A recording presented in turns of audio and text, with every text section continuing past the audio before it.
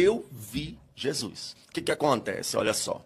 Eu vi uma menina que ela foi arrebatada. Eu vi o testemunho dela. Então, eu pensei, cara, se essa menininha foi arrebatada e ela foi até o céu, eu também posso ir. Aí eu peguei e comecei a ler a Bíblia sobre questão de arrebatamento. Eu deparei com aquele texto lá, Paulo dizendo que foi arrebatado, se no corpo, se fora do corpo, não sei. Mas que viu coisa que não é. Eu falei, se Paulo viu, eu quero ver também. Eu botei aquilo na cabeça. Aí eu falei, eu vou fazer um jejum de 6 da manhã às 6 da tarde durante 21 dias, para mim ter uma experiência sobrenatural com Deus. Aí eu peguei, comecei a jejuar, de 6 da manhã às 6 da tarde. Os 3 primeiros dias que eu comecei aquele jejum, eu orava 2 horas toda madrugada. Eu comecei a sentir uma podridão tão grande no meu corpo, que eu passava o dia tomando banho. Parecia que meu corpo estava podre, imundo. Nos 7 dias, eu senti uma pureza tão grande no meu corpo, que eu não queria sair para a rua. Eu passava o dia ali ouvindo louvor, lendo a Bíblia. Com 18 dias, eu indo para a igreja, eu fui chamar a minha amiga lá, a Aline, que sempre ia para a igreja comigo. Eu debilitado, né? Eu falei, Aline, o tio dela caiu endemoniado, rolando assim, gritando, eu te odeio, eu te odeio. Eu olhei assim, eu falei, eu também não gosto de tu não, demônio. Sai dele em nome de Jesus. O demônio saiu. Aí a gente foi chamar a outra menina, a Miriam. Quando a gente chegou na casa da Miriam, o cachorro dela endemoniou.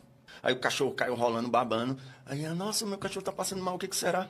Aí eu olhei assim, na hora eu tive discernimento, eu falei, é demônio. Aí você tá doido? Cachorro endemoniado? Eu falei, quer ver? Espírito maligno, em nome de Jesus, saia! O cachorro voltou ao normal, ficou bonzinho. Aí a gente foi para a igreja. Terminei 21 dias e nada. Eu orava no mínimo 2 horas. Às vezes estendia 4 horas, 5 horas. Cheguei a orar 8 horas nessa época, assim, de joelho.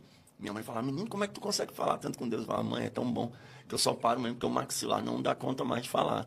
Aí eu fiquei 7 dias mantendo a oração, depois que eu terminei os 21. Eu falei, não vou desistir, não. Vou entrar mais 7 dias, de 6 da manhã a 6 da tarde. Aí comecei a jejuar. Aí eu entrei numa prova financeira, terrível. Aí o primeiro dia, segundo dia, no terceiro dia, eu tô orando lá dentro da minha casa, no meu quarto, deu 3 horas da manhã, eu sempre orava. Um amigo meu, Bruno, ele falava um negócio interessante. Ele falava, eu gosto de orar no escuro, porque qualquer clarão é Deus. E eu peguei isso pra mim. Aí eu sempre orei de joelho com a cara no pó, assim. Aí eu tô orando lá, orando. Eu tava de joelho dobrado. Desceu um ser de branco dentro do meu quarto. Pôs as mãos nas minhas costas. E quando tocou nas minhas costas, cara, um incêndio de glória tomou de conta de mim, do alto da cabeça à planta dos pés. Eu sentia correntes elétricas no meu corpo, assim, uma glória, assim, tão tremenda. E eu comecei a falar umas línguas que eu nunca vi ninguém falar. Aí, cara, diante de Deus, eu comecei a flutuar. Quando eu fiquei um palmo do chão, me deu um medo. Eu pensei, cara, e se isso acabar e eu cair de uma vez? Eu vou ficar de lado, porque se eu cair de lado eu não me machuco tanto. Na hora que eu virei pro lado, eu voltei pro chão e acabou. Cara, o arrependimento. Falei, oh meu Deus, aí eu orei um pouquinho ali, deitei, fiquei, nossa, por que eu quis ajudar Deus? Por que eu... Cara, como eu sou um vacilão, e fiquei naquela. O quarto dia, quando eu terminei o propósito, 6 horas da tarde, que eu fui procurar alguma coisa para comer, nem sal tinha no meu armário, cara. Olhei para aquilo, me deu uma tristeza tão grande. Falei, mãe, tem comida não? Ela, não, o que tinha aí os meninos comeu. Aí eu fiquei assim, deitei, esperei dar 3 horas. Quando deu 3 horas, que eu fui orar, eu dobrei o joelho e falei, Deus, hoje eu não dou conta de orar. Se eu for orar, eu vou reclamar contigo, porque a minha casa está sem comida. Eu não quero murmurar contra ti. Eu vou me deitar, eu estou fraco. Mas se o Senhor quiser me dar uma experiência... Aí eu deitei, Fábio. Na hora que eu deitei, cara, imediatamente, eu fechei o olho assim, só que eu estava acordado. Aquele mesmo ser de branco desceu. Na hora que ele desceu, ele pegou no meu ombro aqui e começou a puxar. No que ele começou a puxar, quando ele viu que eu estava resistindo, puxou de uma vez. No que me puxou de uma vez, eu fiquei em pé e eu vi meu corpo deitado na cama. Meu Deus. Aí eu olhei assim, aí aquele ser que estava do meu lado pegou no meu ombro e disse, vem comigo. Aí só fez assim e subimos. A gente começou a subir numa velocidade terrível e passou aqui as nuvens, as estrelas, né? Aí chegou num lugar que era tão claro, mas tão claro, que quando eu olhei assim, e olha que eu estava em espírito. E eu fiz assim, ó, porque eu não conseguia ver. Era tipo aqueles flash de câmera fotográfica, só que 1000 vezes mais forte. Aí ele foi me levando para um quarto. Esse quarto, as paredes dele era tudo cinza. O quarto todinho tinha um altar no canto de lá. Aí eu cheguei nesse quarto assim, fiquei olhando no quarto.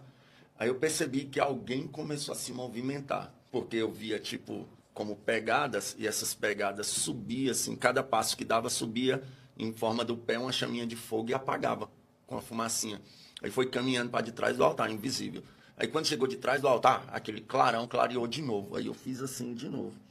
Quando eu olhei, cara, eu vi um homem de branco. Quando eu olhei aquele homem de branco, eu tentava olhar o rosto assim, e não conseguia. Era como a luz do sol, e era como se não existisse ao mesmo tempo. Aí eu tive um discernimento que era Jesus. Na hora que eu tive o discernimento que era Jesus, eu olhei para as mãos. Aí as mãos, quando eu olhei para a mão, eu vi a mão, não sei porque Jesus se apresentou para mim desse jeito, da cor da minha. Moreno, eu olhei aqui, ó, bem aqui. Tinha um furo e marca de sangue de um lado, furo e marca de sangue do outro. Aí eu perguntei, é tu, Jesus? Ele disse, eu sou. Cara, na hora que ele disse, eu sou, eu fiquei assim tão emocionado que eu comecei a perguntar, Jesus, por que isso? Jesus, por que daquilo? Jesus, por que isso? Jesus, por que daquilo? Aí eu falei, Jesus, eu posso orar pelos paralíticos, cegos, surdo, mudo? Aí ele falou, ainda não. Estende as mãos. Aí ele veio caminhando e botou um quadradinho da mesma cor, cinza, na minha mão. E eu peguei assim. Aí eu falei, Jesus, por quê? Foi a última pergunta que eu fiz. Eu falei, Jesus, por que as almas não se convertem nos dias de hoje como antigamente? Ele disse, naquele grande dia, muitos vão me dizer, Senhor, Senhor, e eu vos direi, apartai-vos de mim para o fogo eterno, que eu não vos conheço. Aí eu não tive coragem de perguntar mais nada. Aí eu pensei, Jesus, eu posso conhecer o céu? Aí ele disse, aproveita o anjo. Aí aquele anjo me pegou pelo ombro e saiu. Eu vi um jardim com flores que não existe aqui na terra. Não tinha fim. Coisa mais linda, a gente saiu sobrevoando.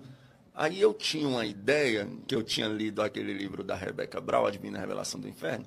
Eu tinha uma ideia que se um dia eu visse o inferno, nunca mais eu desviava. Aí eu falei para aquele anjo, me leva no inferno, eu quero conhecer o inferno.